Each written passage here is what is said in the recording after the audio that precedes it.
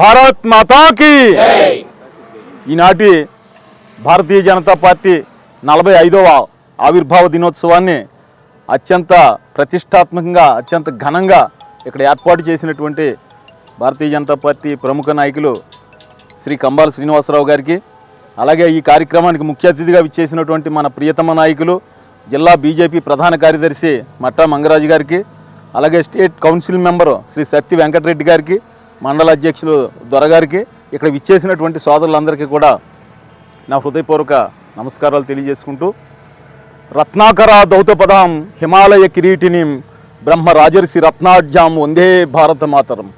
అటువంటి ఈ భారతదేశం రత్నగర్భ అయినటువంటి ఈ భారతదేశాన్ని మరింత శక్తివంతం చేయడానికి అవతరించినటువంటి పార్టీయే భారతీయ జనతా పార్టీ. ఈ దేశంలో 2 నరేంద్రులు పుట్టారు, చరిత్రను మార్చేశారు వారు. 19వ శతాబ్దంలో ఒక నరేంద్రుడు పుట్టాడు. ఆయన అమెరికాలోని చికాగోలోని సర్వమత సమ్మేళనానికి వెళ్ళాడు. ఆయన పేరే స్వామి వివేకానంద. ఆయన ఏమన్నారంటే, నా దేశము భగవద్గీత, నా దేశము అగ్ని పునీత సీత, నా దేశము కరుణాంతరంగా, నా దేశము సంస్కార గంగా అని ప్రపంచానికి భారతీయ సాంస్కృతిక వైభవాన్ని చాటి చెప్పినటువంటి మహాత్ముడు స్వామి వివేకానంద. అయితే మరొక నరేంద్రుడు పుట్టాడు 20వ శతాబ్దంలో. ఆయనే నరేంద్ర దామోదర దాస్ మోడీ. ఈయనేమన్నారంటే,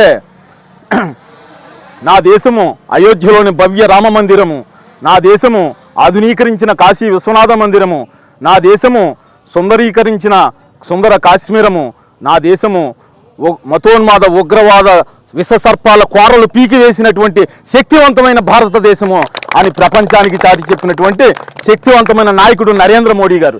ఇటువంటి నాయకుడి నాయకత్వంలో పనిచేయడం అంటే నిజంగా మన యొక్క జీవితాలు ధన్యమైనని మనం భావించి, అటువంటి భారతీయ జనతా పార్టీలో కార్యకర్తలుగా కొనసాగడం మన అదృష్టంగా భావిస్తూ, మనం అందరం కూడా భారతీయ జనతా పార్టీని ముందుకు తీసుకెళ్దామని తెలియజేసుకుంటూ ధన్యవాదాలు తెలియజేసుకుంటాం.